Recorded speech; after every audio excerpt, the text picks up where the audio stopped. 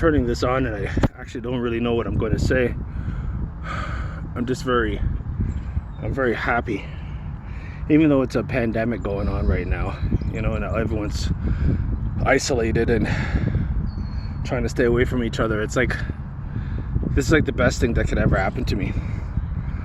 I didn't realize how many distractions I had going on in my life until all of them were just pulled out all at once. You know, just like I think earlier this year or late last year, I took off all my social media. Had no use for it. I'm one of those maybe few people, or one of the many, that I've never received a dollar off social media. I've never got a client off social media. It's never paid me once, so I didn't really see a point in even having it. All the clients, you know, believe it or not, I ordered a bunch of business cards and I just placed them randomly. I used to leave them on the subway or stick them in little light poles and just random place. Wherever I went, I just left my business card, and that's honestly how I got 80% of my clients. People just picked up my card and just gave it a shot, called me up, and that's how I got most of my clients. So I got rid of social media. So I was already in a mode of getting rid of like needless things. But then this pandemic came along, and then I realized a whole bunch of things. Like, I realized that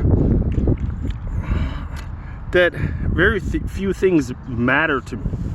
You know, it's not that I'm just this heartless son of a bitch, but the things that do matter to me, I care for them deeply. But I could just name them, like 4 of them off the top of my head, of things that I actually care about, and everything else is just a distraction. You know, when I was, well, I still am trying to pull my life together, but when my life was really, really shit long time ago, and I was pulling it together, you know, you hear everyone telling you, or all the popular advice is, get rid of all the negative people. If you have negative people in your life, just get rid of them, right? But it's deeper than that. It's everything negative, you know? Like, if your food's negative, get rid of it. If your neighborhood is negative, get rid of it. If you live in your parents' house, or you live with a roommate, and you feel like you have to be someone else around them, then that's negative. That's stifling who you are, you know? That's negative. And so many people live in that. Even I was living like that for fucking like so long, just pretending to be someone else, so, you know, just so I don't cause chaos or cause a problem or whatever, you know? And because I felt so stifled, I would like drink, and I was killing myself, in a way, killing myself to keep others happy, because I was too scared to be myself, maybe because of criticism, maybe a fear of failure, fear of success, fear of anything. I don't know, but for a long time I just stifled myself. And this world's going through right now, even though I thought that I was open and free and I could speak my mind, I still had a bunch of negative things that I didn't even realize that were around me. Like honestly, like where I live, my street is very negative. You know, I don't know, it's like, maybe it's just time for a change or something like that. But I don't like it. And if I don't like it, maybe you can move there and you'll love it. But me, I fucking hate it. So that means I have to change it. That's the negativity that's stopping me from going the other level, the next level. I remember having this feeling, and sometimes I still do, but before it was like 24/7. I would have this feeling like someone was pushing. Now it's the season for these little black bugs all over the fucking place, but they're like flying in front of me. But I have this feeling like someone's like pushing me on the top of my head. Like every time I would want to say something or do something, I would say like, I want to go, you know, I want to go a little nuts. I want to, I don't know, just scream at the top of my lungs or something. I feel that, I swear to you, I feel this pressure on the top of my head, like, don't do it.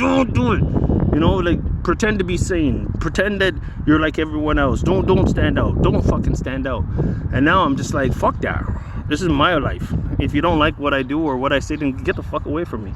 But this is my life, you know, and I'm only here for like this. Like, life it's just a blink of an eye, man.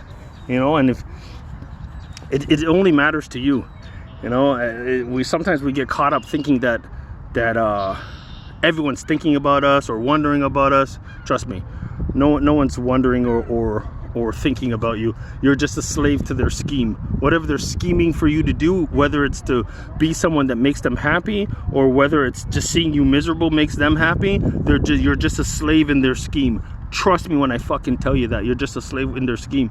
Live your own life. You know, take your time to develop who you are, you know, because it takes a while to like break out of your shell, because your parents take about, I don't know, like 20 years, 15, 20 years of building you into whoever they think you should be. And then when you grow older, you realize that whoever they made you into be is not even, that's not even you. It's not even you. There's a saying, people always say, like, be yourself. And obviously I'm an advocate of being yourself, but that's a hard thing to do, you know?